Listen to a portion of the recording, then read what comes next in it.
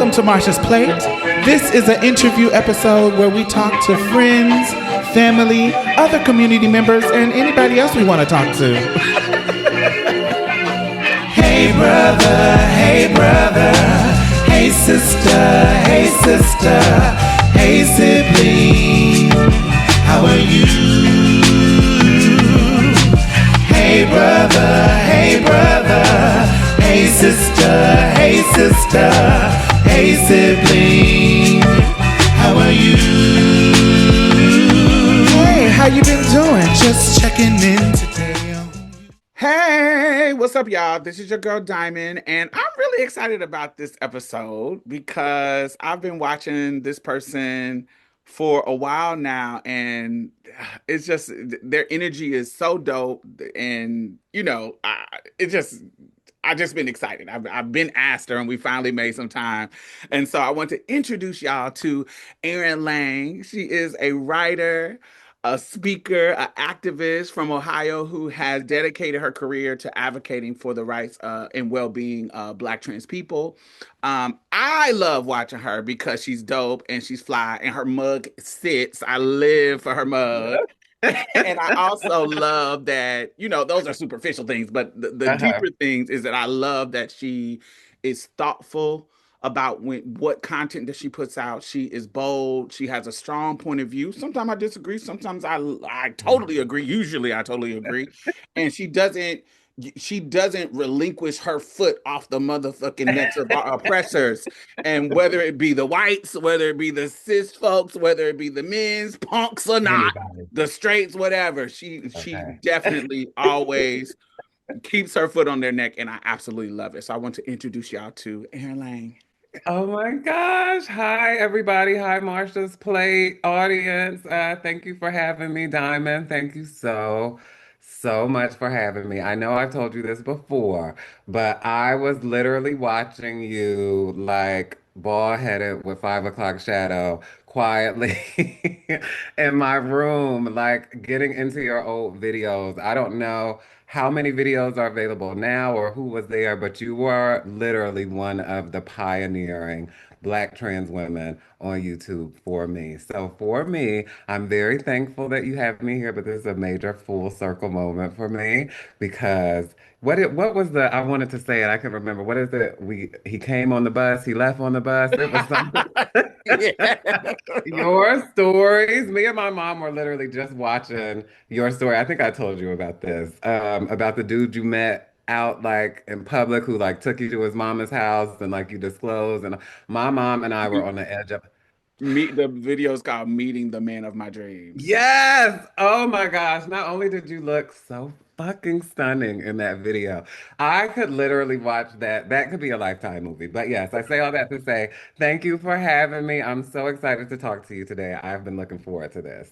Thank you, thank you. That affirms me. Thank you for affirming my work. And Of it course. it always gags me when somebody says, especially if they're super young, because there are people who will say, I started sneaking and watching you when I was like 13, and they Okay. grown now. And I'm like, oh my God, I feel super old. But thank you, thank you, thank you, thank you. Yo, you had a video. You had a video about douching. The joys of anal douching. They showed that they showed it at like a community center I was at. Like one of the girls was like, let me play this video for everybody who isn't aware. I just remember you being like titty and like it was just so I was like, I don't know what she's giving, but I live. I'm tuned in. So tell me about your background. Where did you grow up? Tell me about your Okay. family unit. Who was like loving on you as you were growing up?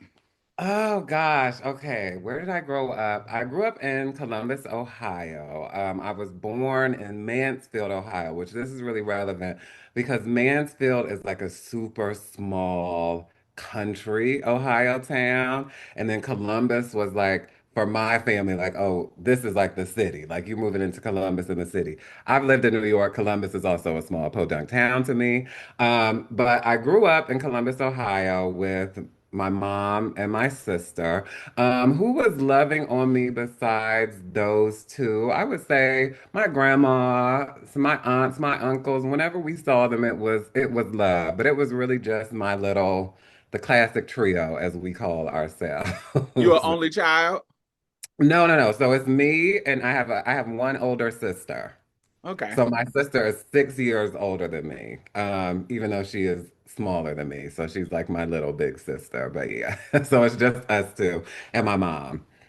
So I grew up in Indianapolis, so we come from Okay. Midwestern Yes. roots, and it's where, yes, when you're comparing it to New York, it's a small city, but Right. I think the culture in the Midwest is is kind of unique. And what was it like growing up in a place like in the Midwest? Mhm. What was the atmosphere? What was the culture like for you growing up? Mm, country is the first word that is coming to my mind. I don't think I thought of it as country, but when I think about growing up, I see outside a lot. Like I'm seeing trees, I'm seeing ants, I'm seeing bees. Me and my mom were just talking about how we haven't seen like a dandelion. The white part of the dandelion that like used to go everywhere. Like I don't remember the last time I saw one of those. I But just literally wrote a song called White Dandelions, and oh it wow. was because when I think of that, when I think of there's a moment in my younger years where me Uh-huh. and this boy I had a crush on was blowing white dandelions, and I was using it as a euphemism for giving him some head for the first time Oh, in oh, my okay. in our youth. That took a But turn. that is it's two things that I was talking about, and it was I and I think it's because of the pesticides that they use on lawns, Uh-huh. and not seeing a lot of the white dandelions and white dog poo. When I was younger, dog poo on the ground would turn white if it was there for a long time. Oh, okay. I I thought you hadn't were saying seen it it. was coming out white because I was about to say, now No. where in Indianapolis was you at? What was what was going Like on? now, dog poo don't do what it did. I don't know if the ingredients is different, but it It's what was, they eat, and I'm sure. yeah. Yeah. Mm. No, I like when I think of growing up, I just think of outside. I think of you said who was loving it. I think of my cousins. I was really close to one of my cousins growing up. He was like 3 years, well, he's still 3 years older than me. He always had like the new video games. He always had like the fab toys. So he was like had a little attitude problem, but it was cool because he would let me watch him play his PlayStation sometimes, and he would be nice to me for like 3 hours consistently sometimes. But I loved him. Friends, like art, those are the things that I think about growing up. It was the 90s, the early 2000s. I was watching a lot of TV, which I think if you watch me or talk to me for any extended period of time, it's like, okay, I can gauge when this bitch was in front of a TV because all her references are coming from like 98 to like 2003.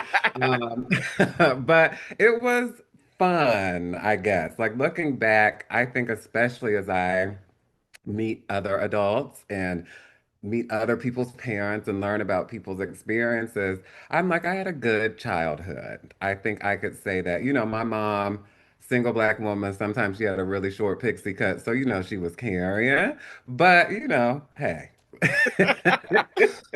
So tell me about like your gender journey. Oh What are some God. moments of realization that gave you like the most clarity about your gender identity? What does that journey look like coming Oh from gosh. boyhood or however you Yeah, yeah. call it? You know what? I'm comfortable with boyhood. I don't now, and then I'm comfortable in the context of this conversation. I don't want no heifers coming up to me like, so tell me about your boyhood. That's a little too comfortable. That's not what I mean. I think in my journey so far as like an adult, as a grown woman, I am able to look back and love on that little boy, even if that little boy wasn't fully sure that they were a little boy or understood what that really meant. Like I'm able to look back and see the lessons that I got from that time. And I love little boy Aaron. I think I'm currently in an era where we're like communicating again. But two of my earliest gender memories, they all end with me being reprimanded in some way. The first one was I remember I told my grandma. Now my grandma was like 5'2", like big titties, hips, just body, like bad. My grandma was in bust downs before I knew bust downs existed. My grandma kept a long blonde unit, down her back, blended in the front, just fab. So of course, if I'm a little tranny and I want to tell somebody, I'm telling my fab as grandma. I told Period. my grandma. I remember like it was yesterday. We were on her stairs. I told her I wanted to be a girl, and she slapped me across the face. And I remember gagging because she like slapped me across the face and then kind of was telling me why I didn't want to be a girl. Like the slap is I remember the slap and the pre-slap. After the slap, it gets a little dizzy. But the second one, I was playing with dolls with my cousins. These were like my contemporary cousins. We were playing dolls, and I was living, of course. Like we're having the time of our life. And afterwards, they go and tell on me like I was doing something wrong. So when I look back, I'm like, I've always been me in some way, shape, or form, but the people were not having it with me. I don't think I revisited gender variance. I don't think I visited again until I was out of high school. My mom was, shout out to my mom. I love my mom. My mom was a gender terrorist to me, if I'm being honest. I would say I was heavily surveilled in the realm of gender by my mother because I think my mother knew, you know, who I was and what was going on. Of the earliest memories I have of my mom, just to kind of paint how insane she was about like how I expressed myself. I used to wear those like hats, like the winter hats that have like the little like tassels hanging from them. I had fell in love with this hat that had like two tassels on the top and two hanging. And they were selling longer versions of the hats in three colors. It was like gray, um, like burgundy and black. And they were long, like the little tassels were like long. When I tell you, my mama bought me that black hat and took it upon herself to cut the tassels shorter and rebraid them because they looked like hair. So that is how I was like, you stopping stuff that I ain't even thinking twice about. Like she like you're not about to be walking around looking like Wednesday Addams, not on my watch. So I didn't feel safe to explore at all. Like I was afraid of my mom. I didn't want to like people would say they were doing sexual stuff as I wasn't. I was in the house. I was with my friends. I was playing video games. I was on the computer. I wasn't doing that. But after I graduated high school, I was a little pudgy in high school. I ended up losing a bunch of weight and getting skinny.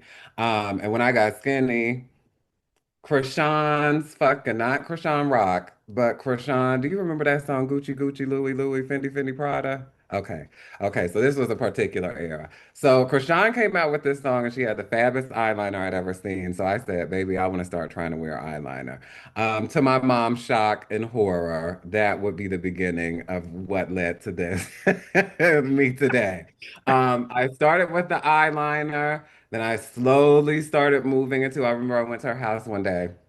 I had on like this, it was like a pink floral shirt. I used to dress like my like gender, like whatever, looked like some mix of like Fresh Prince and like a little ass kid. Like it wasn't really cunt yet. It just was like pushing back against whatever. So I went to Punky her house. Brewster. Yes, very, very much so. So I went to her house dressed like Punky Brewster, feeling just fab, right? I think I had like a fitted on and everything. My mom lost it. Like, where did you get this from? It was like a short, like beige, like overall set or something. And she lost, where did you get that from? She said, are these women's clothes? I was like, no. I was like, I bought them. They're my clothes. Like, they're not women. I tell you, she was hollering and walking around the house to care, like, these are women's clothes. You are cross just carrying. I was like, now I came to hang out with you. I don't even want to sit with you no more because this was your entrance. But, we have had our whatever. But she Did has it come out. have a religious context or just a My flat mom was gender? My mom was just late. I'm not even gonna, and she knows I would call her late in this time. So it's okay. She was just a late black mama. Like I don't know, I don't know what it was. I think some of it was fear. Well, she has since said she was so scared. And I think another piece is that my dad's oldest sibling is a trans woman. So my mom she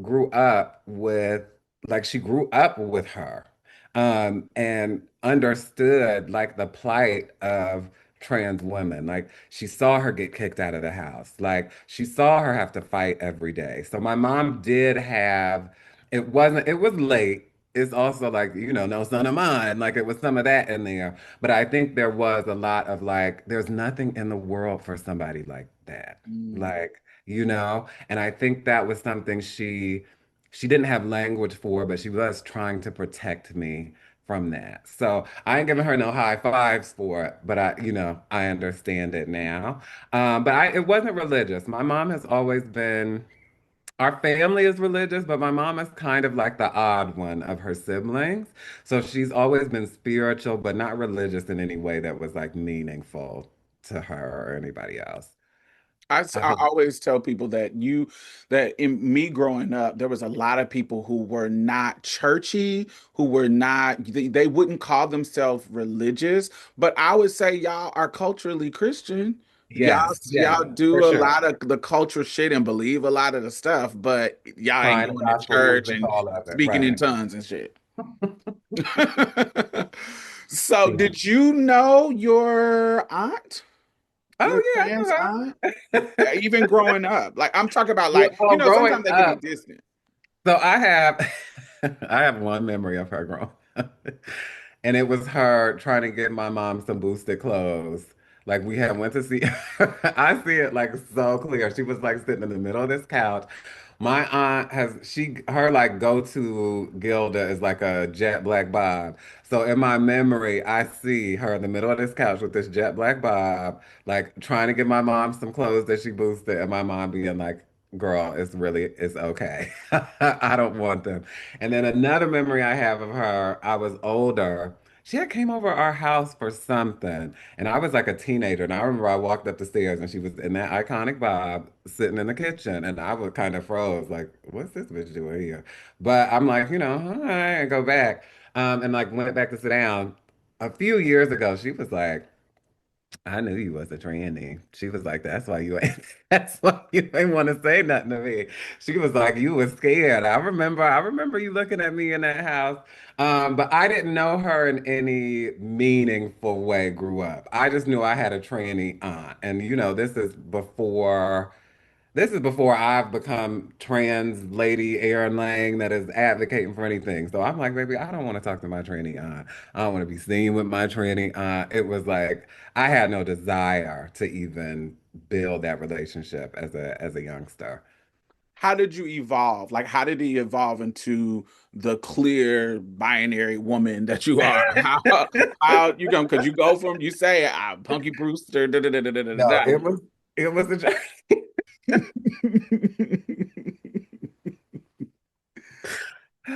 I'm picturing the looks. How did I get to, if I'm being honest? So there's all of the shit I just said, but then there's the through line that's happening internally where I don't necessarily see myself outside of how I see myself right now, right? Where it's like I have the intellectual understanding, but it was always cunt in the brain. And I think as I started getting older, I was trying to make sense of like, on the inside, I feel a certain way, but it's not possible. Like for so long, like for me, my aunt was not like a successful example of somebody being like living their truth.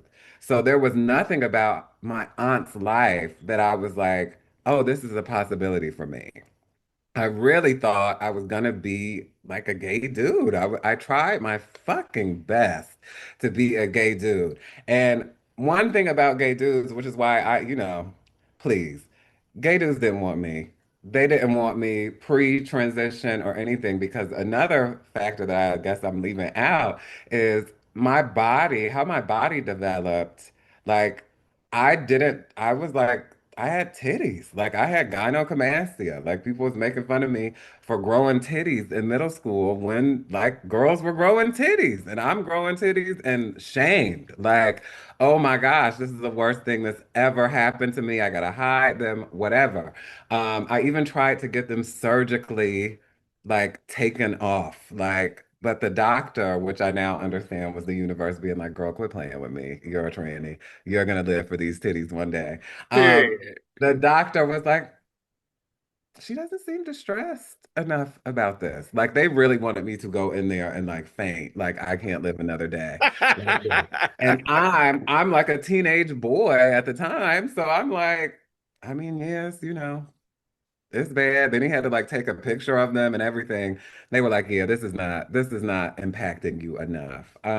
But with that being said, I didn't have a body that was like, even when I got skinny, I remember I sent this dude like a nude of me and he was like, I'm not into that.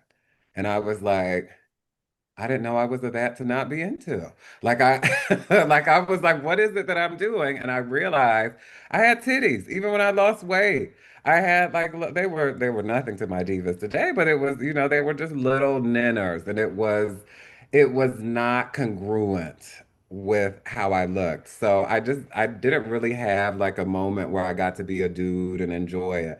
It was like I saw like the girls. I read Redefining Realness. I was like reading and watching the girls, and I was like, okay, this is possible. The girls can be themselves and live and like be successful. And it kind of just, I guess it snowballed out of there. Like once that testosterone and shit started getting put in the background, I was like, oh, bitch, I'm cunt. Like, it was like, I was like, this is how I've always seen myself being and navigating so I don't know. I don't think it was as big of a like internal transition for me as it may have seemed. Because in Mm, a lot of ways, I feel like that's how I've always acted. yeah. I think that way too. There wasn't some big drastic change.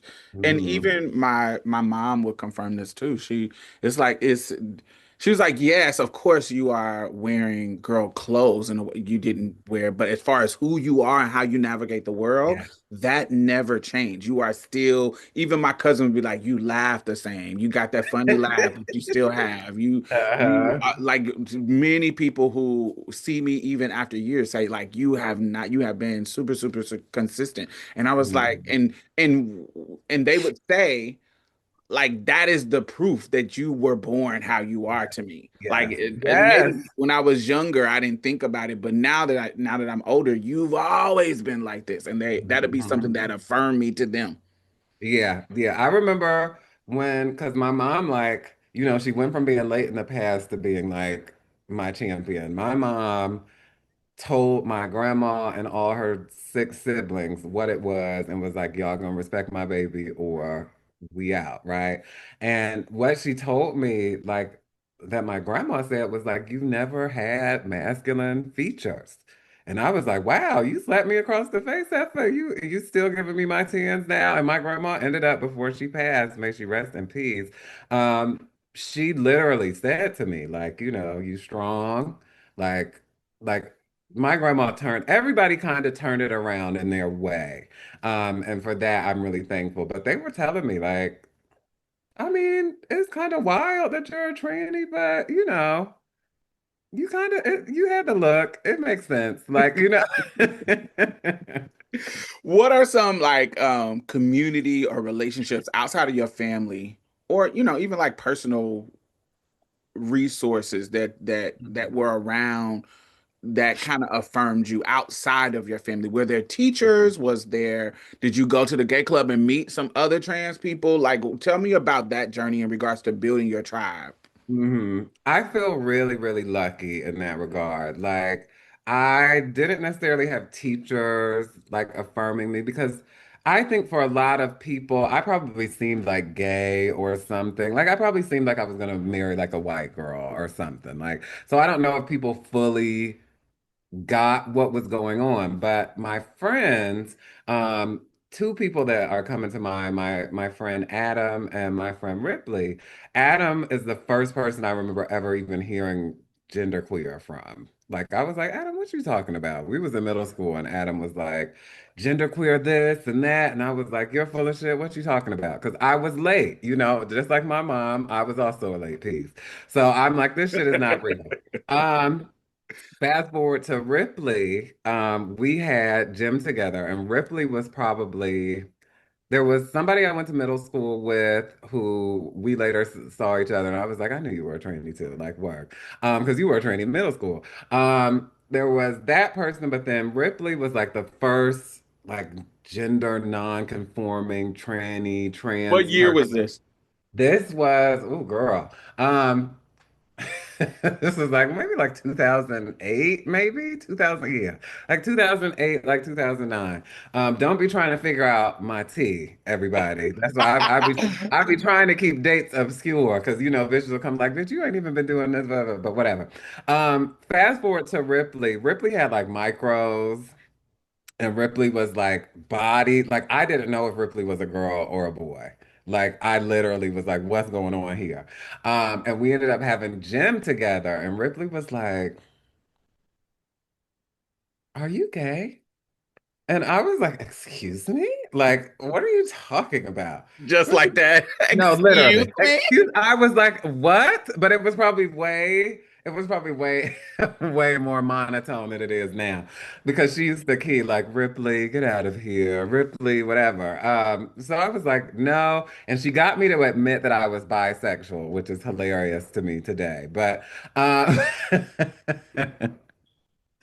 that began like I remember her bringing me like Ripley was caring looking back like because I had a crush on a guy in our gym class, so as like she started digging I started like giving her more tea. I remember she brought me like a bunch of like gay porno magazines like get your life, and I was like wow, this is like history, wow, this is amazing. But our friendship ended up going on to like we're still friends today, but we ended up like living together.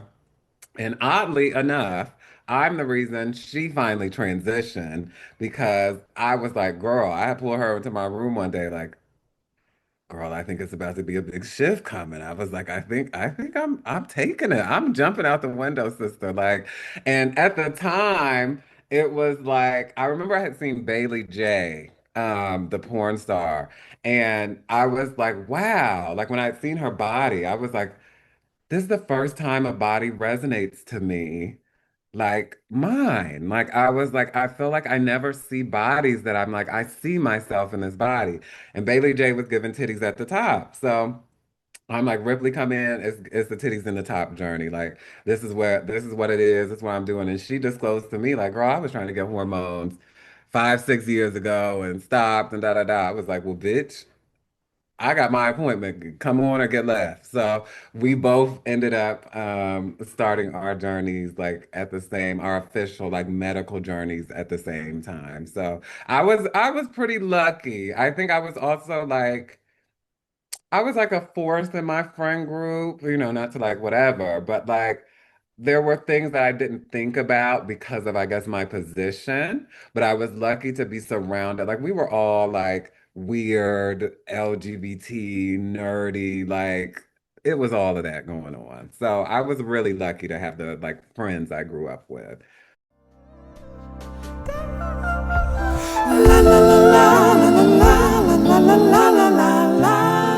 Oh my God, I want to thank all of our new patrons this week. Thank you, thank you, thank you. Yay, yay, yay, yay, yay. So, not only are you helping to sustain this particular podcast, I also donate to other podcasts, I donate to other organizations. I have my finger on the pulse of the community. And I know a lot of grassroots organizations that are doing great work out here. So you're not only helping to sustain us, you're helping to sustain other people in a community because I put my money where my mouth is. That's just the kind of bitch I am. Community is fuck. So thank you. I really, really appreciate you. And if you have not become a patron, why have you not? You can donate as low as $1 a month. It doesn't matter. Anything helps. Please. Do I have to play Sarah McLachlan and show you puppies? Like, what do I have to do? Do I have to do resort to what the white people do to get you to give them money? Anyway, the link is in the bottom. Back to the show. If I had to say if there was like one thing about your gender journey that you wish more people like understood or appreciated, what would that be? I think that one thing that's come to mind is mine. It's individual, that my experience, doesn't negate, or even affirm anybody else's. It's just my experience. And I think another thing I would say. I think today I this feels more like pertinent to me than ever. It's like I'm a black woman. Like at the end of all of this shit, that is my gender journey. I am a black woman. Yes, we can add all these attributes and things like that. But at the end of the day, I have gotten very comfortable in my position as a black woman on this earth. And that is something that means something to me, and something that I'm not going to forfeit just because of the journey that I've had. I think for me, I have this. I used to sit at a position where I felt like I'm in my younger years, teens, Mhm. early 20s. I would be like, hey, I know that this is alien to you. So I'm trying to stand on my soapbox to teach you about what's going on with me. But what Mhm. I had to realize as I got older in my lived experience, but also me observing other people, is every motherfucking body is going through a gender journey. And while Mhm. my journey may be crossing genders and however that looks for Right. me, you still are going through your own gender journey. If you're a cisgender person, you are Yeah. still how you fit into how the world sees the gender that you acknowledge. Like even if you are assigned female at birth and you that's what you want to be, that's what that Mhm. affirms you, you where you sit in that binary. If the binary is on the if this side of the binary is woman and you fit here, where exactly do you fit? Are you a little bit more butchy in your either Mhm. your presentation or your persona? Is it a little bit more Yes. butchy? And then the physicality, is your body given broad shoulders, little hips, and you actually are a Mhm. cis woman? And how are you navigating that gender being built like Gagging. that? They're gagging. Yeah, clearly when we get They're the under just our hilarious. comments like, fuck you, nigga. That's how they coping. We got the just hilarious, and we got the girls who are navigating height and whatever, however they don't Me, fit me. fit into whatever shit like that. I had to realize that we are all going through this kind of gender journey, and so for me, it was me undoing expectations for myself too. Because even in my younger years, shit that I loved, once I transitioned, I started to like push it away. Like Yes, even for like video games, like even of course yes. we know multiple people play Right. video games and regardless of gender, but because it was so associated with my boyhood when I was younger, I Mhm. started with Atari, Nintendo, Super Okay. Nintendo, Okay. GameCube. You get what I'm saying? I was a video Yeah. gamer. And Do you it still brought game? Do you game now? yes. Oh, Yes. yay. Okay. And it actually brought me clout and friendship with boys. So I always Yes. associated with Okay. even my stepdad, he would steal video games from me. He made sure that I was the blue boy in the neighborhood at That had the 8, game. 9, 10 who had the game. So yeah, I might be queer. They might, but if they want to come over and play all the games, they Mhm. got to be nice to you. So it was my way, his way of bonding with me, and also my way of getting guy friends. Like it was just something that I had. Do you think this is totally like off, but do you think men have a different sensitivity to, like, I know there are men who are like, who carry on little queer boys, but I also feel like I have seen a lot of men kind of try to, like you just said, like circumvent some of what happens to the queer kid. Like, do you feel like men all have like a different understanding of like little trans kids, like little soon to be trans women? Because I feel like there is something there. I, if I'm to be honest, I think they're queer. even if they're not queer, like accepting Right, and and identify as gay. I think whatever, and when I say queer, I mean other, and not right, necessarily right. sexuality. Sometimes it is. I think Hmm. that they too have a queer experience that they navigated as a youth, and they want to make sure you're protected for some of the harms that they got from. Yes. Oh my gosh. That is what I have been thinking that because I feel so much like I think specifically I'm black, so I think about little black boys. Right. I feel like the experience that trans women have is much more universal for little black boys than black men would admit. That kind of toughen up, that kind of you a man, like that has a similar, it impacts people similarly, even if the destination isn't the same, you know? So Absolutely. yeah, And I yeah. think that is something that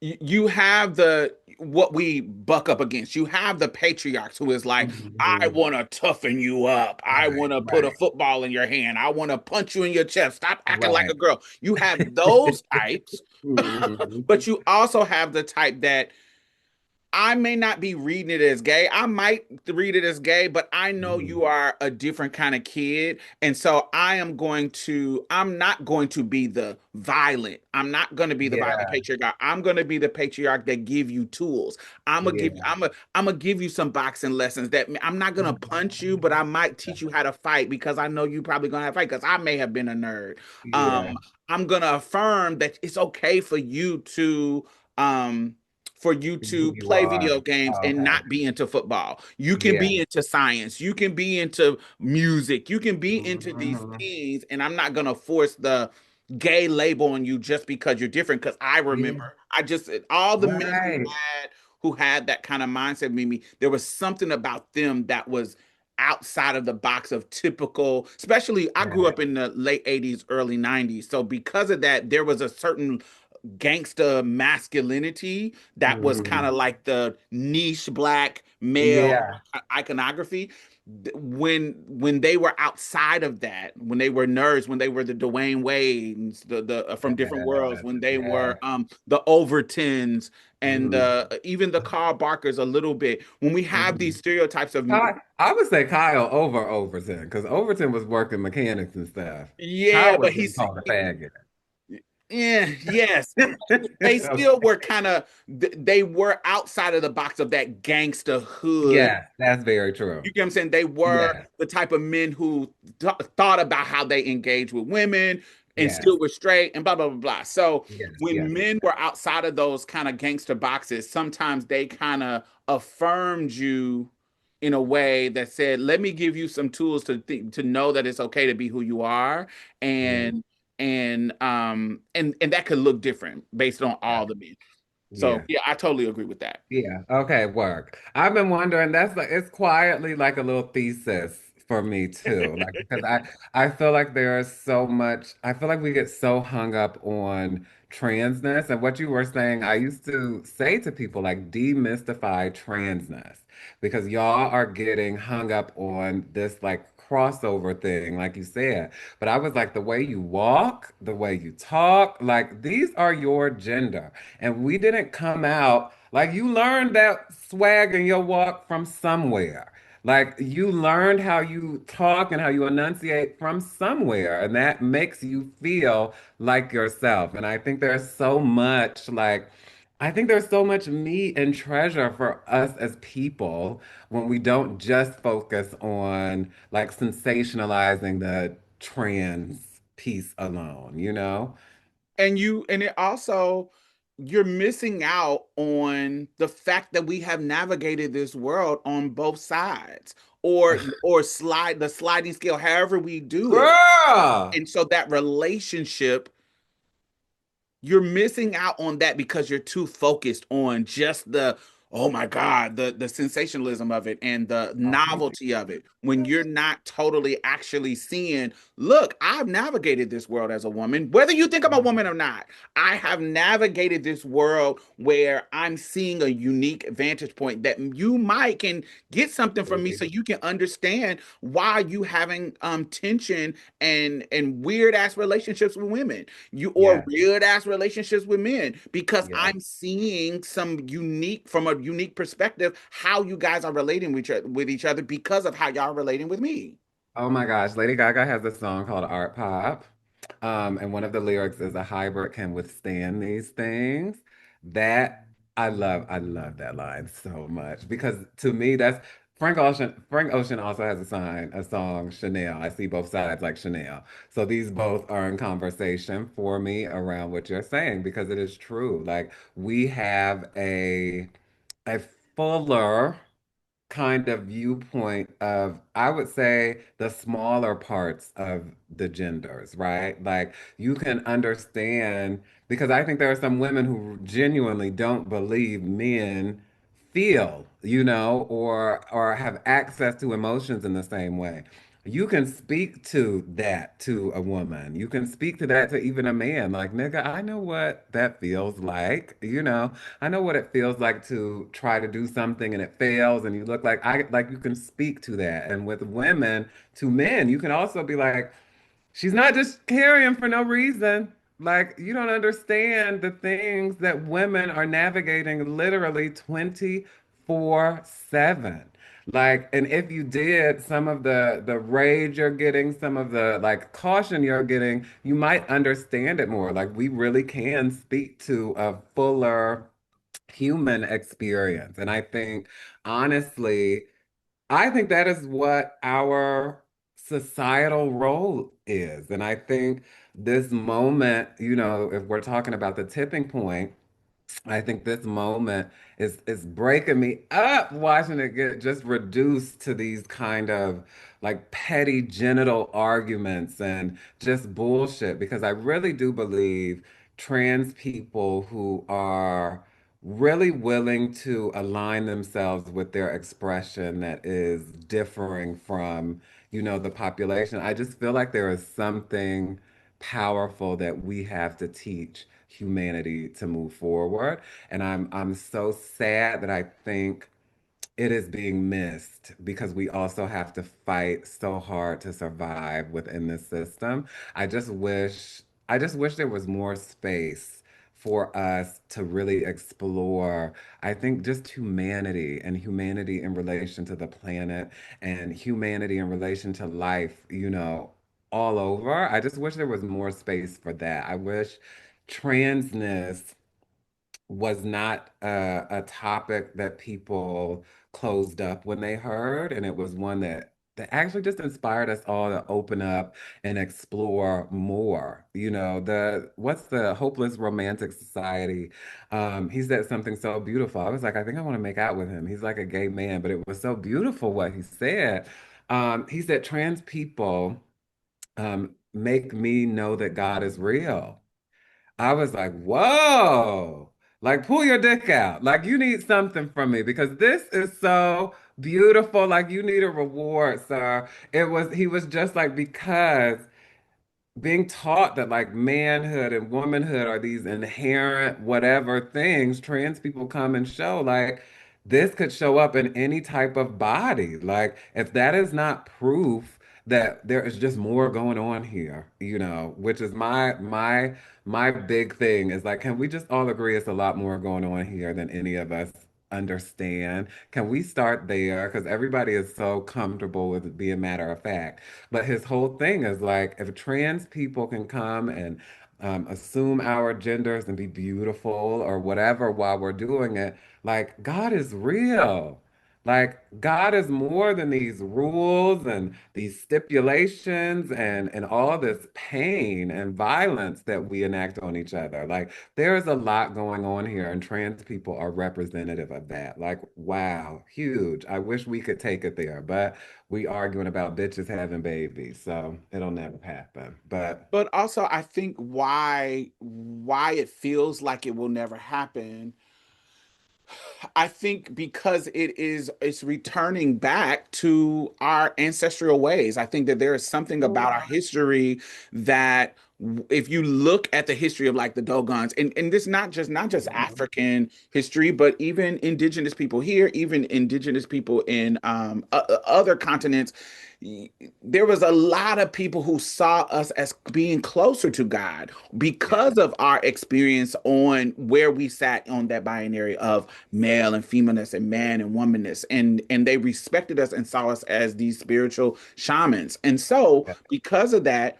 I think because of the breaking, when I think of us of them trying to push white colonial ideas of like the family unit and what man and woman is, just a patriarchal idea that, yo, you are the king of your castle and you have your woman and you have the children and da da da da da, all this kind of bullshit. Mhm. Yeah, all this kind of dumb shit. I think that us breaking that side of us and them Mhm. trying to uphold this, I think that we are a casualty of that brokenness. And I think to get back to, Mhm. we are Love representing that. of getting back to that. So Yeah. like you gotta snuff us out. Hey. I agree. Oh my gosh. Oh my gosh. Oh, we talking that shit now. Yes. I definitely feel like we are closer because it's also proof in how hard they work to erase us, how hard they work to confine us. Like I do think when they talk about this transgender contagion, I think we're representing source to people. That's People are what it like, is. wait a second. Like we are essences, like inhabiting these fucking flesh suits. Like this is not the end all be all for us. And the more that trans people get to exist and flourish, because it's the flourishing. I don't think that is the thing that has changed. People want to ignore, like trans people have been getting thrashed like forever. It's the flourishing that is new. Trans people who are allowed to say out loud that they are trans flourishing is flipping this shit on its motherfucking We stomach. got rich ass bitches with mansions Okay. and chateaus Okay. and And big titties and condos, ass big titties and ass, and black and unapologetically black and trans women, and they're out beautiful. here on platforms with Beyonce, with Hmm. it's just the flourishing absolutely is something that's like what, but it also That's the is, shaker. it's the shakeup, and it's also when we think about, if you can have the power, like we, we're in America, so we there's a racial lens that is always at the forefront because of we're American, Black American, and but always remind people that patriarchy is way older than racism.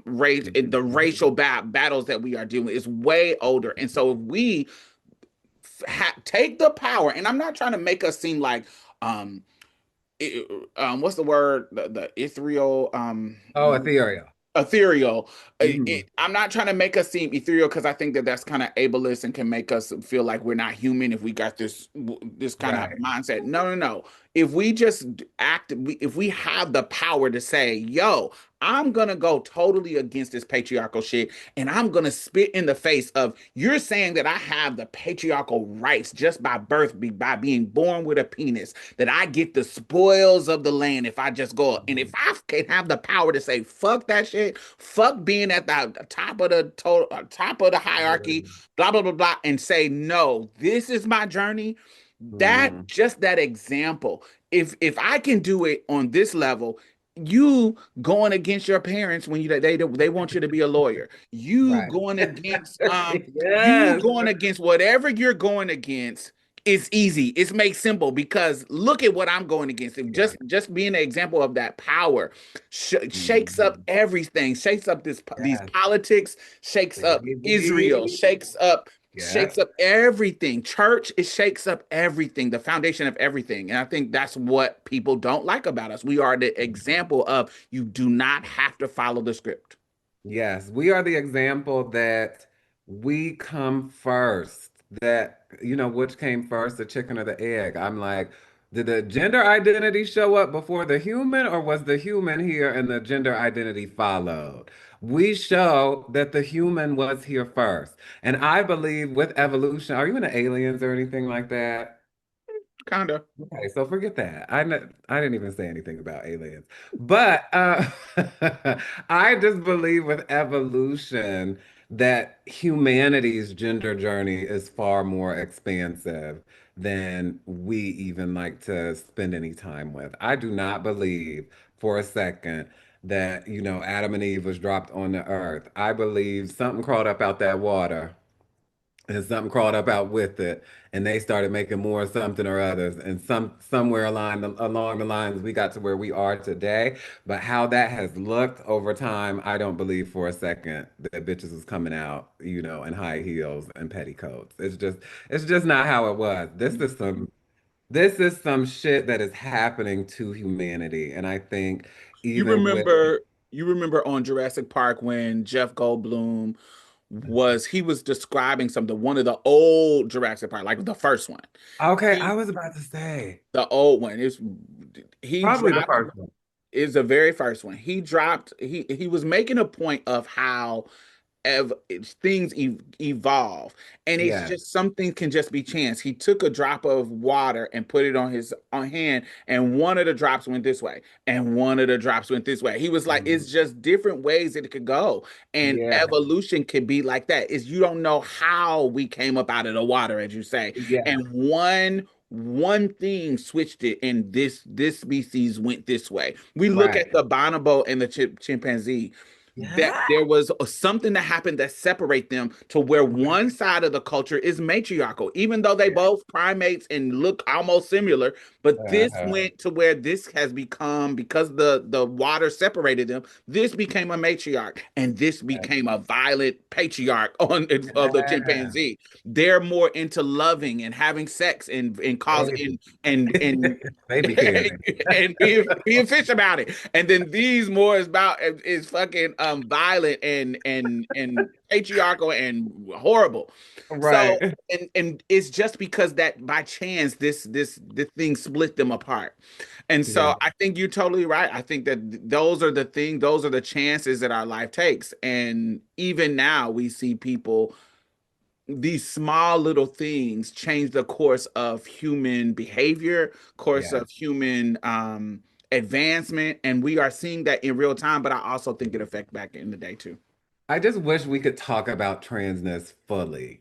Like I think that is just because I feel like this is so much more interesting than just focusing on like the hair and the how people look and all. Like it is, and we gonna focus on that too because we do got a gatekeep.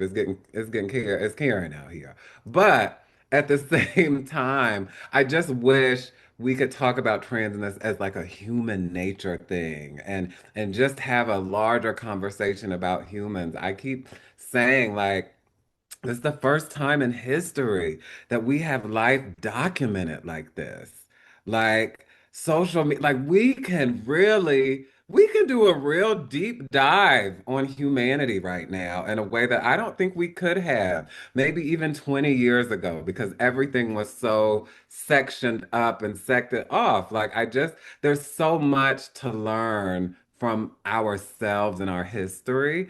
And I hate this. I just hate this anti-intellectual time, this anti-philosophical time where people don't want to sit in the fucking grass and wax poetic about our becoming and our evolution. I wish it didn't have to be so contentious, and I wish we could talk about it.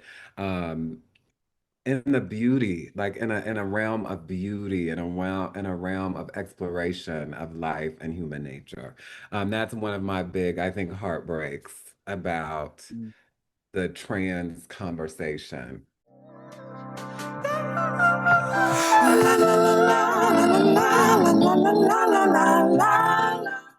So you kind of touched on the gatekeeping.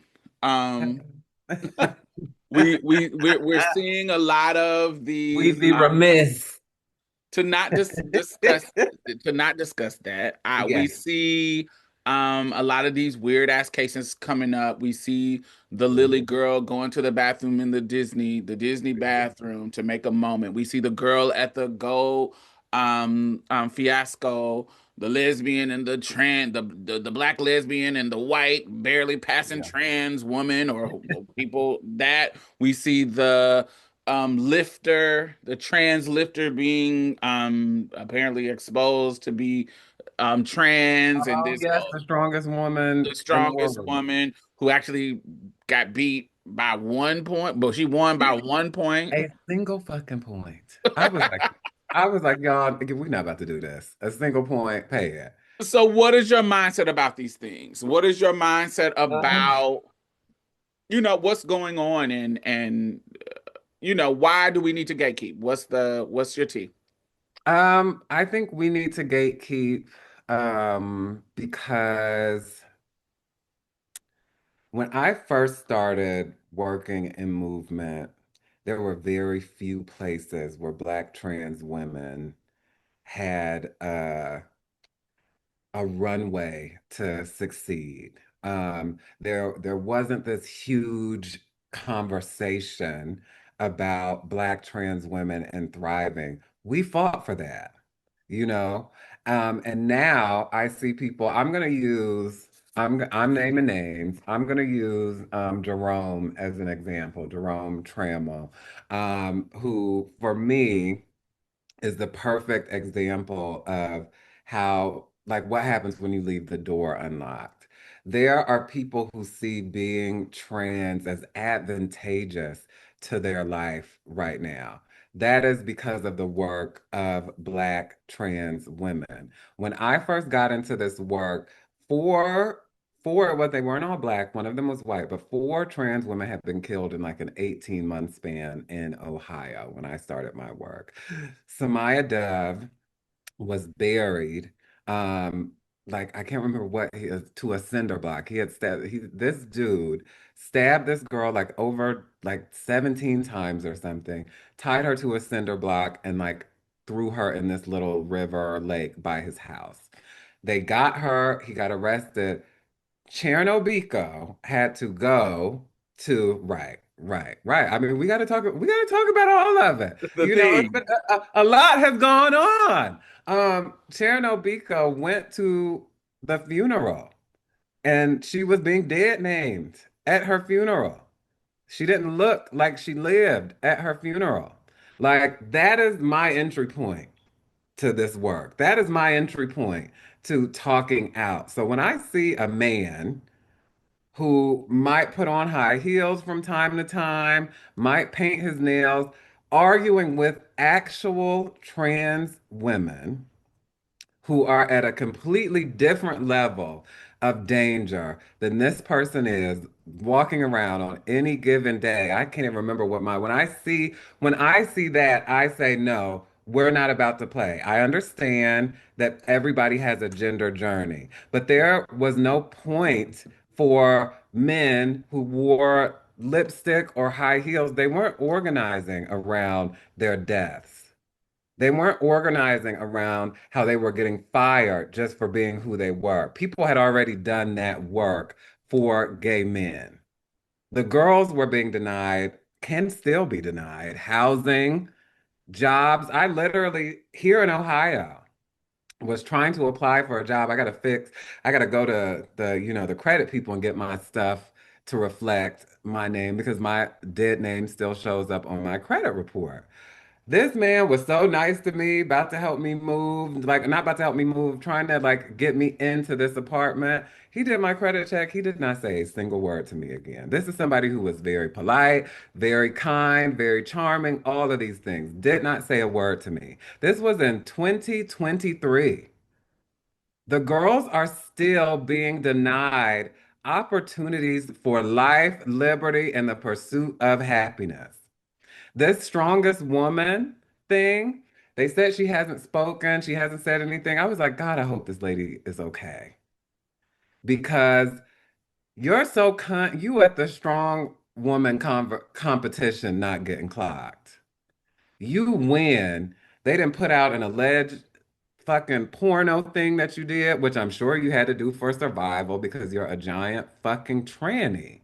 And nobody was gonna just give you a fucking break. So you get naked and do what you gotta do so you can eat. They bring all this shit up. She hasn't said anything. It's like the girls are still experiencing direct violence for being trans in public and trying to live their life. I do not have the space for people who just want to say they are trans because they have an intellectual understanding of transness. My new working theory has been, and I pray I'm this is all coherent enough. But my new working theory is that people who like the oh gosh, this is so let me clarify also. I believe non-binary people exist. I that is not a conversation I'm having. There are people who are playing trans. And I don't mind saying, bitch, you're playing and you won't play with me. I I I have seen what happens to the girls. Like I said, my aunt is one of the girls. My aunt is crying at my grandmother's deathbed because she loves my grandmother. My grandmother kicked her out at 15 because of who she was. My whole dad's side of the family openly disrespects her and doesn't call her by her name. She loves them, happy to be around them. This is the experience of the girls. Faggots putting on high heels and arguing with trannies about transphobia. I don't give a fuck. You don't need to organize around this. The girls wouldn't be organizing around this stuff if we didn't have to. So I gatekeep because there is a difference. There are differences. When we are sitting on this call, there is a difference. Your plight, my plight, your plight is different than even my plight because of when you came up. I just feel like this desire to to hug everybody and to make everybody feel like they belong, which they do. I think it's leading us astray. There is nothing safe about being a trans person. There is nothing easy about this journey. So when we allow people to play in our faces as if this is just some, oh yeah, I decided I'm going to be a tranny one day. It's like this is life or death for the girls. Jerome fucking Trammell arguing with me, and there are trans women under his post. Like, your transness means so much to me. I'm so sorry. I'm like, bitch, this is a man. This is a man who is pantomiming shooting at me. One of the girls who has actually, and I'm not one of those, y'all don't got to blow smoke up my ass, but we ain't about to pretend. Between a me and a Jerome fucking Trammell, who is out here fighting for the girls, who is out here with the girls in their mind. It's not Jerome. I think there is a group of people right now. I see gay men and I see straight cis women who I believe they are too intelligent to be outright transphobic. They know too much to just be transphobic. But how they work it is I'm trans. So I believe transness is bullshit. That's what they're not saying. I believe transness is bullshit, but I'm too smart to just be a fucking late ass transphobe. So what I'm going to do is adopt trans identity and dare y'all to question me about it. Mm. And guess what? I'm a question your ass because my aunt was getting kicked out at 15. So she was a tranny. She didn't have all the accoutrement or whatever, but they smelled it on her, they saw it on her, and her whole life, just because of who she is, she has had the traditional trans experience, kicked out of the house, forced into sex work, drugs, prison, all of it, just because of who she is. Now, wait. So let me give you a little bit of pushback. Come on, push back. Be, We talking. right, because I feel what you're saying sounds like Angela Stanton. when it Now comes to now you really got to back me up into that because Angela be carrying. So tell me how I so sound like Angela. so when you say that there are these standards of what trans women have gone through, her talking points is always there is a standard of what cis women have gone through there, that of women have their version of woman has gone through, Mhm. either making babies or having periods or being born a girl. That is the standard of what she considers a woman. And so here you Mhm. come without those standards, without those experiences, and you want me to accept that you are a woman, you got a tallywhacker, you got a da da da da da. Mhm. What you're saying, your logic Mhm. sounds the same when you are applying these rules about trans womanhood to not be Tramiel, Jerome Tramiel. It Right. feels the same. It feels like it's the exact same thing. And guess what I will say to that? It may feel the same, but it ain't the same. So why not? It's not the same because Angela Stanton King is allowed to feel how she feels, right? Angela Stanton King, what she say don't make shit over here move. When I'm in the street, Angela Stanton King's opinion about who I am don't have no bearing on a motherfucking thing. When Jerome is in the street, that's Mr. Jerome Trammell. That's the difference for me. And I don't think, I'm not saying you need to be on moans. I'm not saying that. What I'm saying is why? Why are you up here taking up so much space? Why do you need to be in the middle of this conversation? If you are trans, like you say, take your tranny ass on somewhere and be trans and live your life. Why, when you know you have no markers of transness on your body whatsoever, and you don't even feel the need to put yourself out there in that way. Why the fuck are you in the middle of a trans fucking round table? Why? That's my thing. So I can be pushed back against, but baby, I also am going to push back because I need you to tell me why. So Because I know bitches that don't want to have to say who they are in public because they just want to live their life. Why, with you looking and living like and being like a man, why do you need to be in the forefront of this conversation?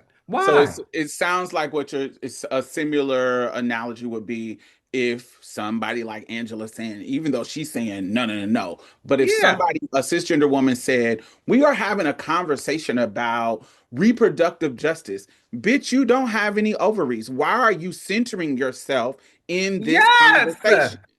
You Yes. should, well, And yes, guess, you may be a woman, but you are not, you shouldn't be centered in this conversation. And so what you're yeah, saying is that similar to that, where this is a trans film conversation. And why are you here when you're not experiencing life like any of the trans films? that's the nice version. Okay. That's what I'm trying to Because, guess. it is more in alignment with it is that because it matters.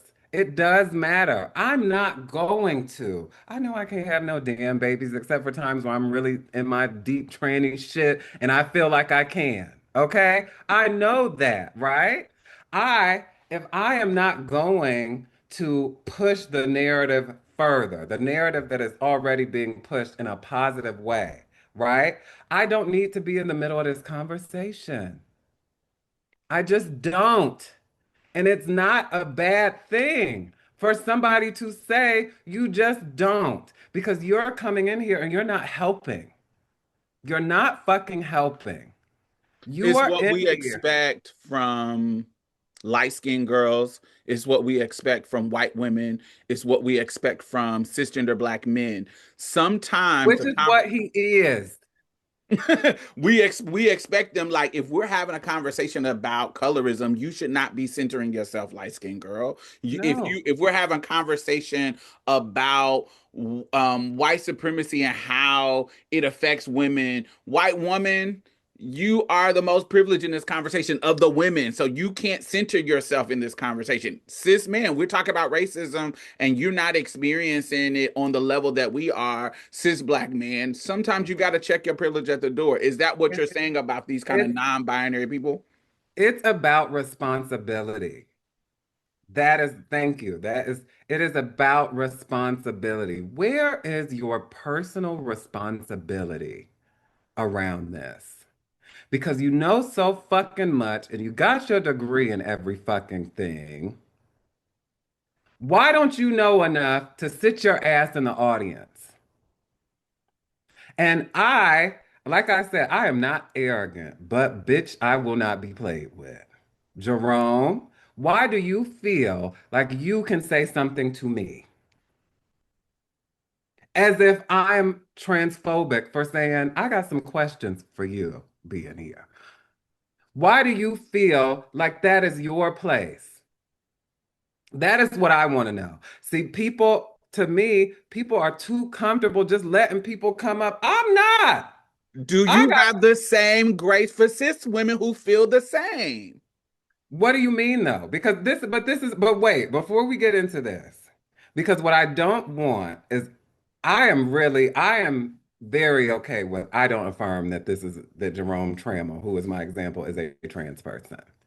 Jerome Trammell, from my vantage point and from his socials and everything, is a gay man. So for me, the conversation with me and Angela Stanton King and me and Jerome, these are not the same things because I am a woman every day of my life. I am a woman. Me and other women, cis or trans, we can argue until the cows come home because we're women. Jerome is not in this conversation for me. That's my thing. I don't have a problem with a bitch that look a little like, hey, whatever. I didn't look a little like whatever. But you come on here looking like Tracy Morgan, I have questions. I have questions because I, my entry point to my work was through Black Liberation Movement, baby. You gonna get questioned. Where did that get lost? And you posted this nigga posted a video about to me. This is similar to I saw a autistic woman, a woman on the spectrum. I don't know, whatever. She had like it was very visible. It was very in her body, whatever she was navigating. She talked about how now quirky bitches that don't like to wear fuzzy socks is the face of being autistic. And then bitches like her walk around and they throw this bitch in the fucking insane asylum, lock her up. That's what this is. How I have a question for the people. How is Jerome Trammell any different than motherfucking Angela Stanton King's ass? Because he's walking around being a nigga and saying he's one of the girls. Like, I need more smoke. I need more smoke. I need more interrogation for people like that. Because people still, the like progressive cis people are uncomfortable with transness. You know this. Even people who are comfortable with transness are uncomfortable with transness because it's a huge thing to consider. It is a huge thing to consider. If we are who we say we are, who am I? That is a huge thing for people to consider. And we are coming from a place, and when we talk about Angela and we talk about somebody who navigates the world looking like a regular black man, we are coming from a vantage point. They are coming from a vantage point of privilege that we are not. And so if and Right. and so, Angela, you are a cis woman.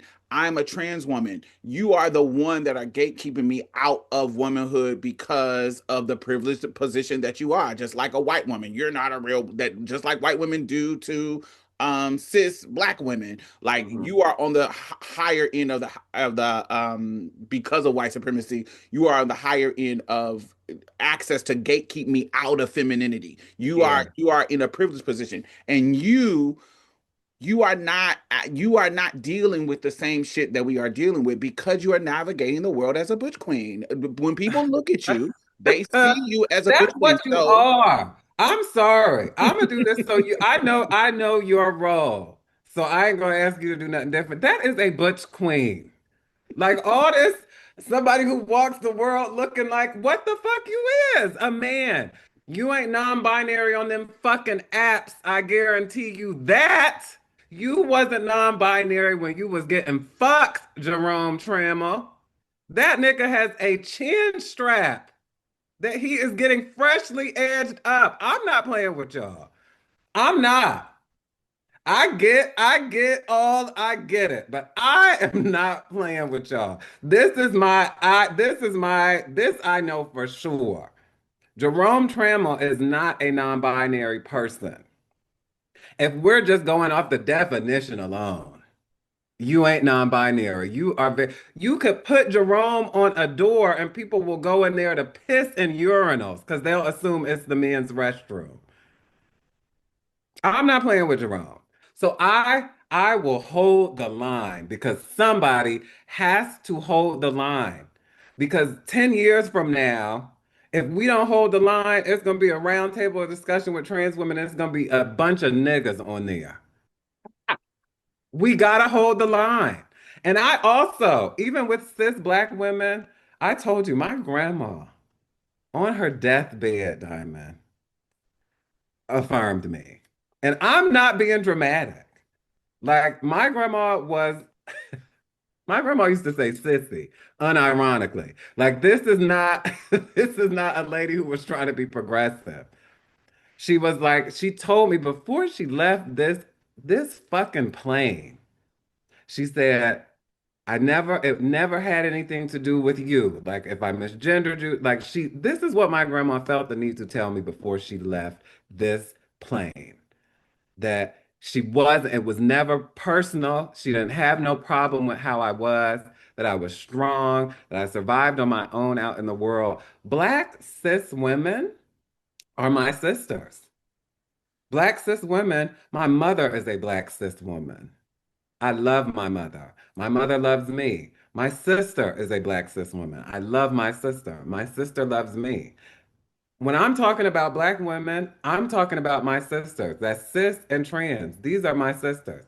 And Angela Stanton King, she is not the end all be all of that for me. I come from somewhere.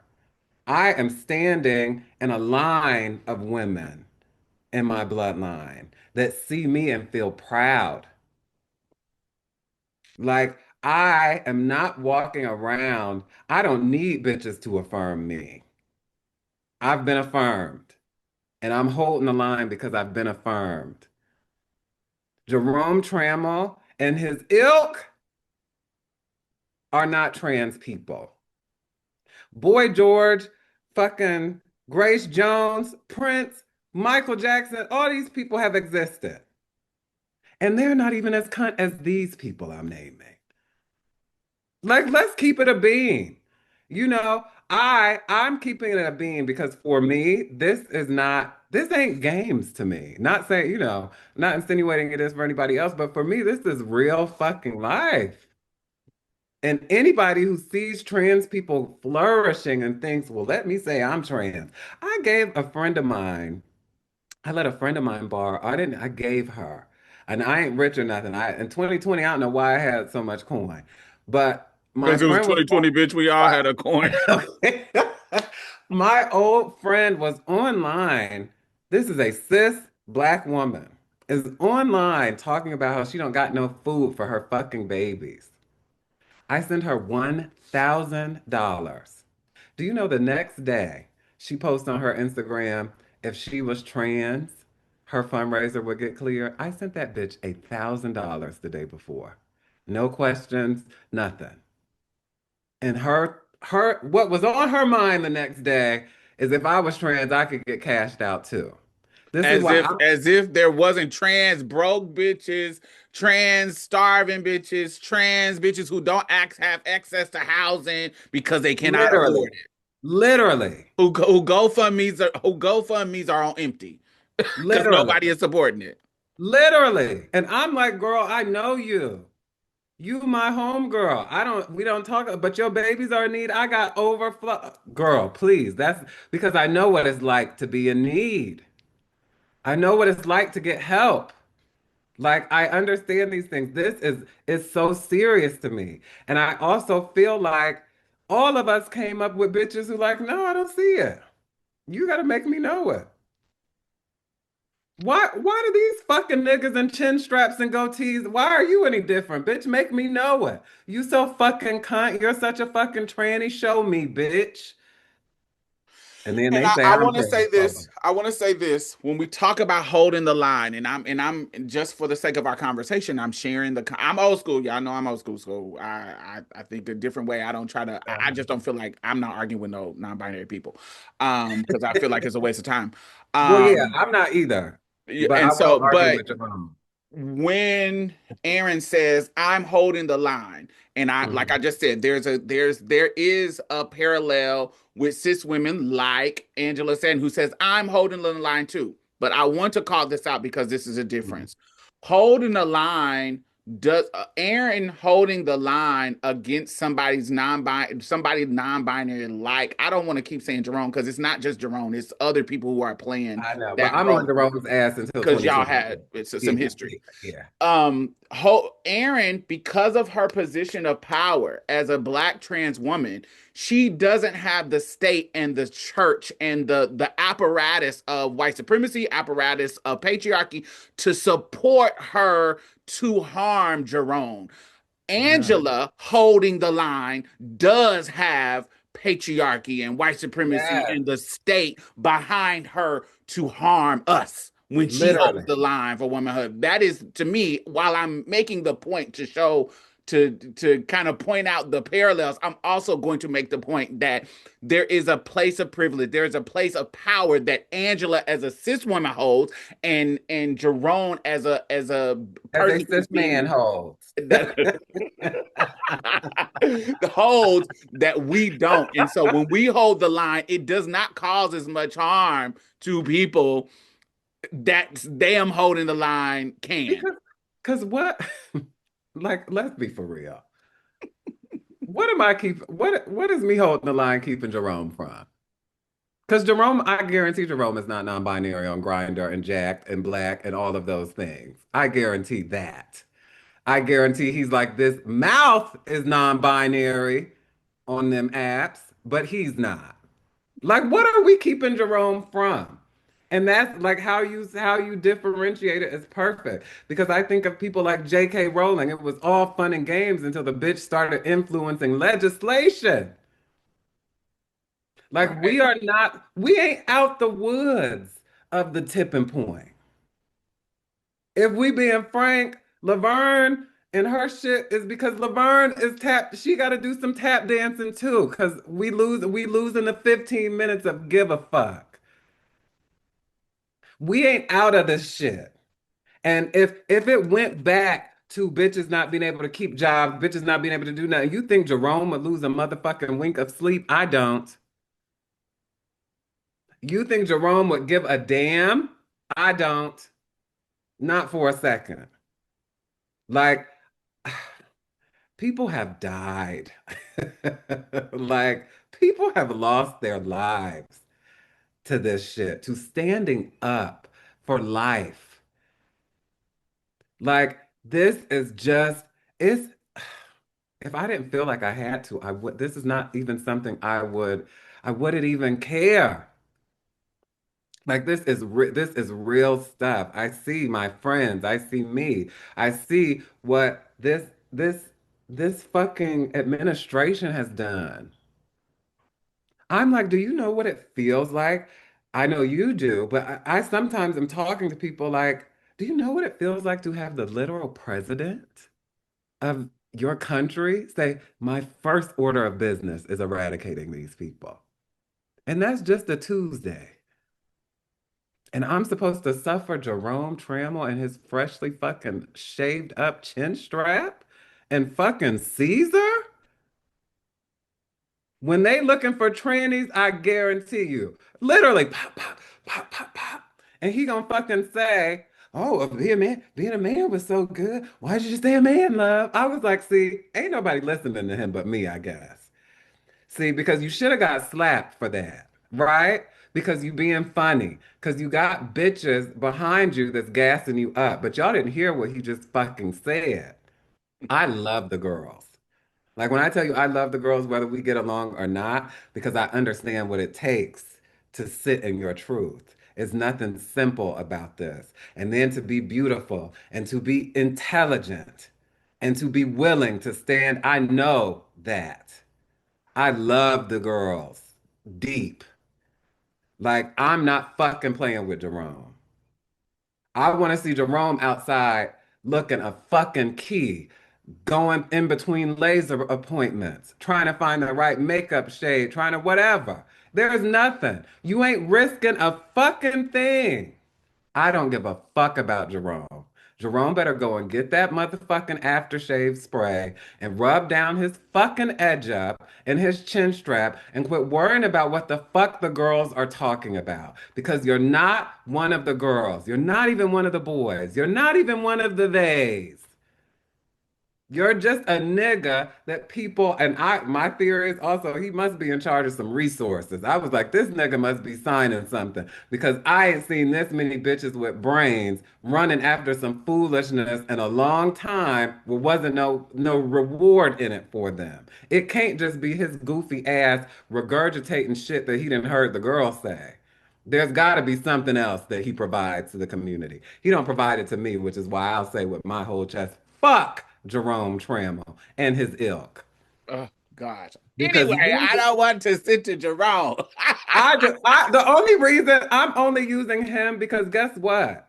I don't like negating people's shit. I don't want to point out a bunch of people and point, Jerome for me, he should have asked about me before he said something to me. So Jerome got until the clock strikes 12, January 1st, 2026. If something come up, he's my example. Because if you had any respect for the girls and for the plight, you would know. I'm not gonna say nothing to this bitch.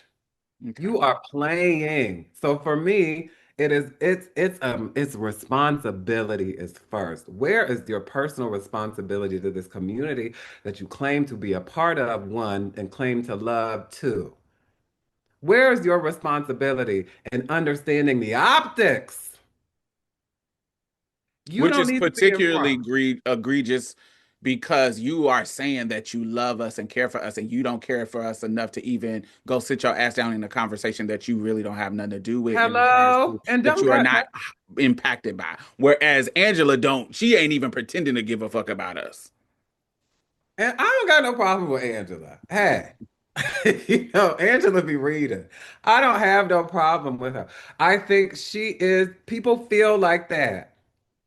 It's people who feel like that. And it's not something that is necessarily gonna change. Like, but Right. Jerome, I just think it's so dangerous. And I think it can be used to silence genuine feedback and questions. People throw that transphobe shit at me, I'll be that. If me asking questions is making me a transphobe, baby, I'll be that. I don't got no problem with that. Why are you doing this? Where's your personal responsibility? Why are you in front?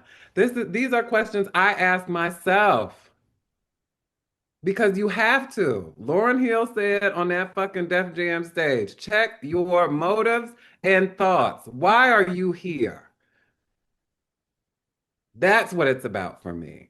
And I never want it to be misconstrued. Like, I don't got no problem with non-binary people. I don't got no, baby, do you? Hey, everybody live your life. But when we're talking about really pushing humanity forward, when we're talking about really changing the conversation, I need to know why you're out here. And it's not just about looks. You know what it reminded me of, what you're describing. It reminded me of how I felt. This is an old example. I Mhm. remember, I don't know if it was 2019 or 2020. I don't know when it was, but I remember when David Johns was on, On Breakfast Club. not just Breakfast Club. Oh. That was an example. That was an example. Yes, that was one moment. But then even after the pushback of the Breakfast Club, when we pushed back and said, "Why are you even here?" He went on the NAACP's platform for Mhm. T Door, and there the video of him talking about Tidor just by himself, talking about Tidor. And I'm like, you are a whole butch queen. Why would you take up this space when you could say, let me bring a trans woman in here to discuss the exact same thing that I'm coming, but you didn't even, you say you care about us, you care about our issue, but you didn't even care about enough to us to give somebody else the space on their platform. Literally, it's not like you brought trans women into Right. the fold.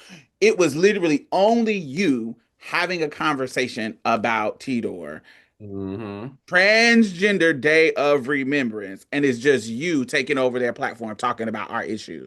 It's like it that's what it makes me think, like Yeah. how offensive that was, where it's like, what? Yes. Yes. Am I? Yes. I also am like, people do not have a history of having to, like, when you really think about it, people do not or have not had to really respect trans people. Like, most people you deal with are not going to say, I had a trans supervisor that I had to be on my, P's and Q's with. Most people are not going to say, well, my friend's mom was trans, so I learned about pronouns and how to be. Most people's relationship to trans people is that we are beneath them. From a Most, position of power. yes, that is like, I would say that's 98% of people's relationship to transness is from a position of power and privilege over us. These are things you got to think about when people who are not trans want to occupy trans spaces, want to be in front. People they don't even know how to be comfortable in their body getting feedback from one of the girls because you are nothing. Like people who can get laughed at in public by children, we are nothing to people. Like that is where this is coming from. Like for me, it's like you got to pay attention because people will disrespect us and say that it's in service of us. Because So who, I don't see your humanity enough to, or not just like that. I don't feel the culture says I don't have to respect you. So why do you think I need to respect your spaces? literally, you're nothing. This is all a fucking joke. You're all a bunch of fucking insane ass men and women playing dress up. Like we are not so far from that. And for me, that is why I'm like, I wish we could really talk about human nature and we could really have an expansive conversation about this because most people you talk to do not have a history of having to look at trans people as equals, let alone a trans person that might have influence or have something to teach you or you have something to gain from. Like that is not a lot of people's experience. These are the things that have to be taken into account. When people are like, I can get life from being a cis dude talking about trans shit.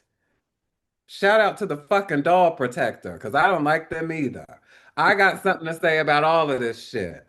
Because y'all think there is something fab about this. Y'all think the girls are out here because it's fab to us. No, the girls are just fab because we have thrived against all odds. So we funny, we're beautiful, we're charming, we got fucking encyclopedic knowledge of current events and pop culture because we are consumers just like the rest of y'all. Like we are, I just it's love. I don't ever want the girls to get it twisted. I'm your cousin, I'm your auntie that I love in a way that means I might cuss you the fuck out. Cause I give a fuck. I'm not about to all the girls come running in and there's somebody like, he who shall remain nameless right now. What's going on here? I'm that cousin. Who is this? I want to know. And they gotta tell me because it matters to me. When I see the girls, I see something beautiful. I see something powerful. I see something that should be protected, something that should be gate kept. Like because it's black womanhood denied, but thriving. Mm. Like like I ain't playing. I'll spit in Jerome's face. You know, All like right. I know I gotta quit saying his name. Just bleep his name out. But I'm just, now he's just my example because I'm picking. But I just mean like I just never wanted to get twisted. I've been in these rooms with people. I have a grant. We're in our sixth year of a grant that is specifically, explicitly for Black trans women who are visual artists. Now, when they talk about the grant, everybody's like, yes, yes, that's what we wanted. Da, da, da, da, da. When I was trying to get this grant, people was like, for Black trans women only. That don't make no sense. Like, okay, what do you mean Black trans? What if somebody's Latinx? I'm like, if they're Black, they can apply. I learned trying to get that grant. Don't nobody just want to support the girls. I had to advocate at every juncture. I was like, if we say this is for people of color, Black girls will not win. Y'all know that. I'm just saying it. That's been my whole life. Is everybody gets mad at me for saying the thing that is the truth and is obvious. Y'all don't want to just support the Black girls. And that's where I came up with the Black girls standing up, saying, we're not fucking men, saying, put our names in these fucking reports when we're slain. That's we fighting for basic ass shit, not clout, not to be America's next top fucking tranny, like some of these people are online. Like that's why I'm always gonna go toe to toe with whoever, because I know my why. I know why I came into this space, and I know why I'm talking. It's because I love the girls and I want us to be able to live. Like just live. Like I don't even want us to have to be crusaders for change and liberation all the time. Half of us is doing that because there's a check involved. Because as That soon as the one check ain't involved, baby, they baby. scheming and scamming and throwing their hands up and being done with the fight. So it's just like, yeah, I keep reiterating that because I don't want nobody to see it and get it twisted. I love, the non-binary people are real. The people who, are risking whatever, I just, yeah, maybe I'm becoming old school. I don't know, but I feel like I come from a time where, bitch, the only reason we talking about it is because I'm looking like it. Because it's embodied. If it's not embodied, what are we talking about? Why are we even talking about this? Last thing I'll say before whatever the next point is. This also reminds me of, this is a fun fact for everybody. I used to work at this burrito place, and I went to that job as the girl, like, and there was this gay white man who worked with me. Do you know this gay skinny white man with a beard and like hair, like white man hair and everything said, I'm just like you are. Like I'm trans too. I'm a trans woman too. And I was like, huh, you don't say. Cause I never would have guessed. And I never saw them embody it, not once. It was never so deep in their body that it was worth the risk. I've been outside, I could have got my ass beat. It was worth it.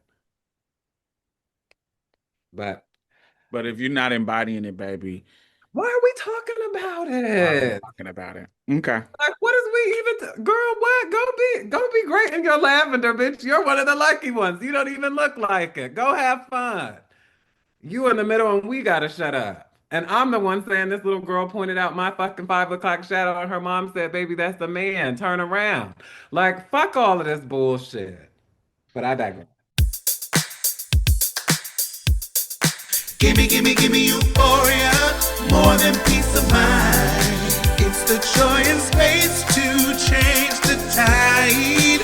Gimme euphoria, more than peace of mind. It's the joy and space to change the tide. Gimme you. It's a feeling and a high you never come down from. Whoa.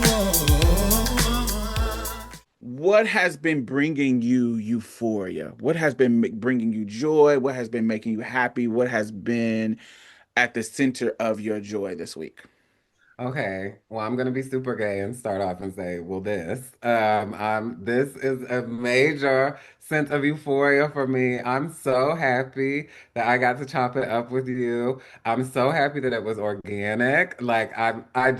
I have been looking forward to this. I didn't know what it was gonna give. I knew it was gonna be like cool because I mean, I've been watching you. I know I was like, I can keep with her. This is not gonna be an issue. Period. But I also I love that you pushed back. I love that you chat.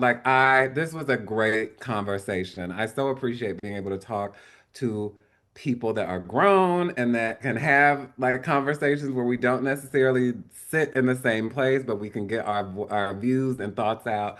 So this has just been, it's this. I was trying to think of something else, but it's this. I have been.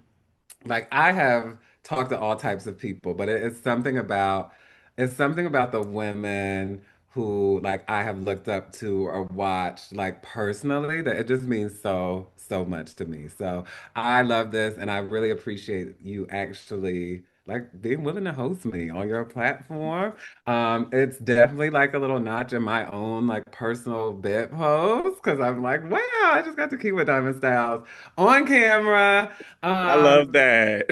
no, yeah. So this was it. I was nervous, but it was even better, and it's also it is giving me fuel to go forward. I think I don't take you lightly, you know. I don't take you being public lightly. I don't take like how long I have been able to witness you lightly, you know. So it is fuel for me to be affirmed by you and other women that I have looked up to. Like it's fuel to keep going because to me, I'm in a place where I'm kind of standing more in alignment with like what I really got to say and what I really want to bring. So it's affirming that like when I'm in this journey that you're like, I want to host you. I want to host you on my platform. So this is great highlight for my week, but also fuel to keep going. Yeah, so I'll give that answer as gay as that was. Uh, I appreciate that. And also I think that one of the privileges of white supremacy, patriarchal capitalism, all that stuff that, bell hooks laid out, uh, Okay. in is they get the privilege of having so much representation. And I think for Yeah. us, we because it's so little that we have to be really like it's like a we need more representation because it can't be just one of us out here saying what needs to be said and because it doesn't give you the breadth of our thought, the breadth of our Yes. leadership. And so for me, I think that I don't think we all have to agree. I think that we all are different perspective of the same issue, and I think that it is powerful. I think that all of us sharing our perspective and sharing, even the ones that I'm like, "Ooh," Right. even those ones I think is powerful because it at least can be us having those kind of friction and sharpening moments Yeah. are allows us to share how we can still coexist. So people Mhm. like Angela Stanton and people like Jerome or people Yeah. like anybody can see how we can exist together, even though we may not agree all the time. And I think that Mhm. I think we need various perspectives, and I think that yours and uh, all the girls, I think it's dope to have it. I Yeah. think it's dope to have it, and I don't think we need to be thinking like every single one of us is the same. We have unique perspective, and we have the privilege of being a collective, and it's going to be different. It's going to be Yeah. different. I think that's powerful. Yes. Oh my God. What brought me euphoria this week is my nephews. Oh, yes, the I spent baby. time with my nephews, and I don't know. I'm not a parent, so but to see my nephews, it's a certain level of pride that they're so smart and so they Mhm. know how to read because I know Right. The literacy levels are dropping. The You fact said, that I "Oh, can thank put God, not something, my baby." I said my babies can read. They can, you get what I'm saying? My nephew was, I Uh-huh. put something in front of him and he was reading it. I was like, oh, Uh, yes. Like, and just them being so attentive and thoughtful and oh, I love just that. mannerable, just being Hmm. respectful, and just my brother and his wife is really raising them in a beautiful way. So I was just Oh, I love in that. awe watching them Is this your navigate. little brother from your YouTube? Yes. Okay. Yes, yes. I His was his like, this makes me so happy to hear. yes, it's so beautiful. Um and even the fact that there was a moment where, you know how when everybody's about to sit down and eat, and the whoever's the host gives like the toast or saying, pray for Right, everybody, really right there. however you, the leader of the house. So here's my brother in the biggest house that any of us from our branch has ever owned. Hmm. Biggest house is beautiful, sprawling, amazing, and he's hosting this Thanksgiving, and he lets his son do the prayer. He's acknowledging everybody. Even in the moment, he was like, this is a black ass Thanksgiving, even though we got, Hmm. like his wife's mother is white, and just being Okay. unapologetically black in his Right. own house and his space, and that Yes. was just so beautiful to me. And just sitting back as a proud auntie and seeing how he's navigating the world with his family and being a good husband and being a good father, and it just seeing it and knowing that I had some type of I little was bit. I was just about to say.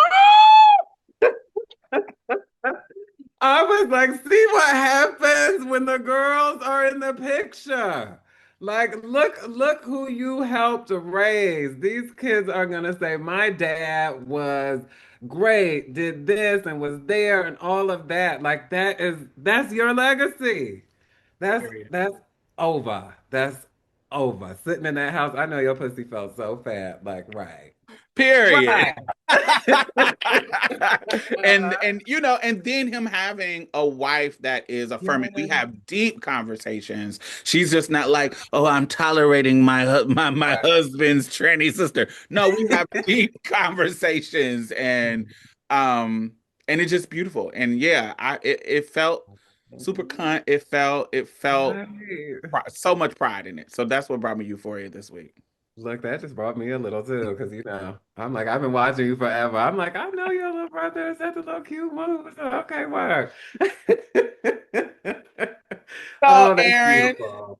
tell the people where they can find you. Oh, okay. Hi people. You can find me primarily on Instagram at Aaryn Lang, and that's AARYNNLANG.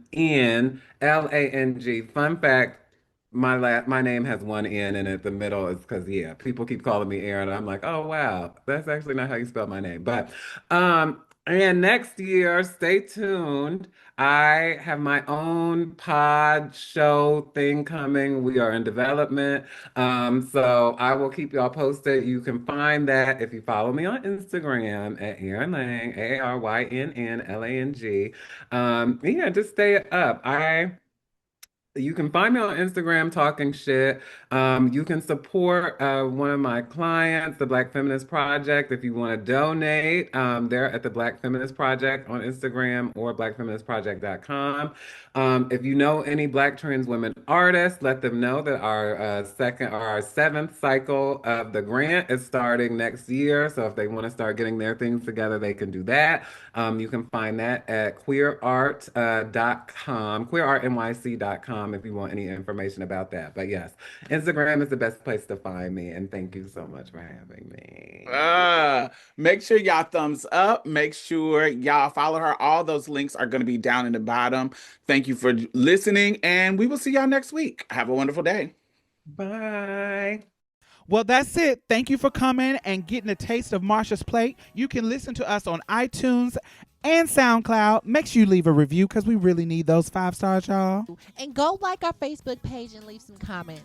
We'll be posting exclusive content every Thursday, so you definitely don't want to miss out. You can also follow us on Twitter and any other social media site at Marsha's Plate. If you'd like to donate or advertise with us, hit us up at diamondstylz@gmail.com. That's diamondstylz@gmail.com. And that's it for us, y'all. Bye. Bye-bye. You gonna say bye, Mia? Oh, bye, y'all. Every little thing's gonna be alright.